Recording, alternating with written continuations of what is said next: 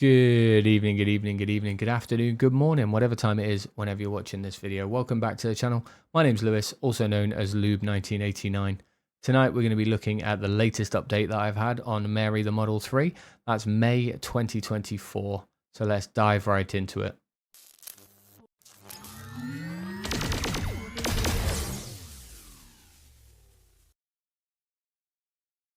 So the latest update, 2024.14.6, has brought with it version 12 to Mary. For those of you with full self-drive, that is the most recent model of full self-drive and the most sophisticated version so far. Obviously, I don't have full self-drive, but it has brought with it a host of other features. So, of course, the update contains minor fixes. These are minor fixes and improvement all updates have. The first listed is the trip progress bar. So this is below the turn-by-turn in navigation. You'll see a progress bar. Basically, it shows you where you are on your journey. Really good feature, especially useful with the kids in the back because they can now see how far along the journey we are, so they don't have to keep pestering me how long it is until we get there. Next is the Audible edition. This allows you to listen to thousands of Audible originals, audiobooks, and podcasts. It allows you to pick up where you left off with your phone and transfer it into your Tesla. All you have to do, just like Spotify, is log on with the QR code. Spotify has also been updated with a queue and playback speed, so you can now sync your Spotify queue across vehicles and devices and also adjust the playback speed. Really useful when you're listening to podcasts that you want to try and get through. Speed camera chime.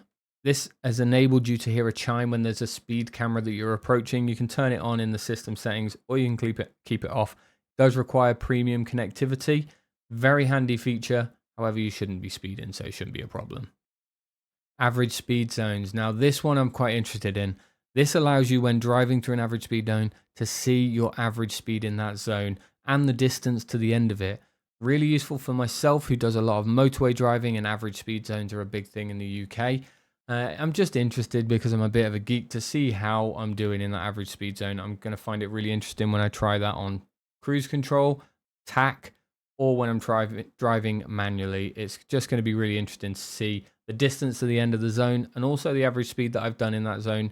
Definitely going to help you, just like the speed camera chime, to avoid any unnecessary fines. Better route available. So this is a system that's already in place. You can set it through the online routing to save you some time. You can set the amount of time that it needs to save before it gives you the prompt to do that. However, now the navigation will show at the top of your turn list, so it'll make it a little bit more obvious when a faster route's available, and it will reroute you unless you decline it, similar to the old system. Wiper controls. This is a hotly contested subject with Teslas. They're a nightmare when you're driving on autopilot or enhanced autopilot and navigation, as well, I assume, on full self-drive. The update on this, which I'll show in a video shortly, makes it a little bit easier to adjust the speed of the wipers. As you may know, you press the button on the end of the indicator stalk to activate the wipers. That gives you a one wipe. Previously, you had to either touch the screen to adjust the speed setting or use the left and right on the volume control to adjust the sensitivity. However, now they've adjusted it so that you can scroll up or down on the left-hand volume control once you've pressed that button to adjust it. I'll cover this off later. And the rest of the updates are security improvements, which are pretty standard every time they do an update. And also on the other updates, when you're parked, you can now expand the browser to be full screen. Useful if you're going to be parked for a while and you want to browse the internet. I've also logged into Facebook and Twitter on there. It's quite easy to use. When you have valet mode on, when your vehicle is unlocked, shifted in or out of park, you'll also get a notification on your phone. And arcade has also been updated. So there are all the changes in the release notes for the May 2024 update for Mary the Model 3. There have also been some quite interesting UI updates. I have the Intel Atom model, so I don't have the Ryzen update, which gives you full screen UI changes. However, as you can see here, there have been some minor changes to the UI. First, as you can see, the radio has a slight change. No longer lets you swipe up. Tapping on it will bring up the radio function. However, when you swipe it down, it now disappears into a little tray rather than into the system icons. Just appears there. You can tap it up. The good feature is it tells you what's playing, and you can still use the radio function button in the tray. and it will still show at the top of the screen when you do so. The other change has been the actual UI of the car. The vehicle moves a lot more smoothly, and when you tap on it, it will rotate to show you the boot. When you open it, it gives you the same sort of interface and movement and visual. However, the old screen used to stay stationary with the car facing towards you. It will now rotate to show you the boot from the rear of the car. When you put the car into drive, you'll notice that the speedo has become bigger. It's a larger font, so it's a little bit easier to see. There's also no regen bar. It's now down the side. It's hard to see when I'm not driving, but it's down the right-hand side of the screen. The chill mode or standard mode, depending on what you drive in, now appears to the top right rather than in the center at the top, as you can see with me turning it on and off here.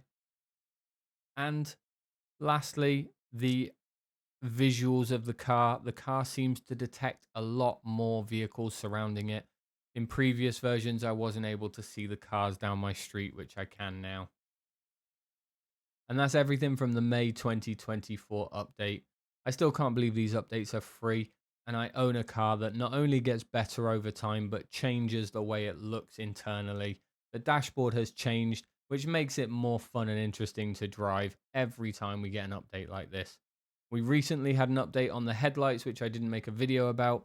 I went from having normal headlights to overnight getting matrix LED headlights. We tested it on a recent nighttime drive and they worked perfectly. But that's everything we've got time for tonight. Thank you very much for watching this video. I hope you like and enjoy the video. If you do, don't forget to leave a like below and leave a comment. Let me know what you want to see and if you have any questions about owning or running an EV in the UK. But until next time, take care of yourself, take care of your loved ones, and I will see you in the next video. Much love. Mwah.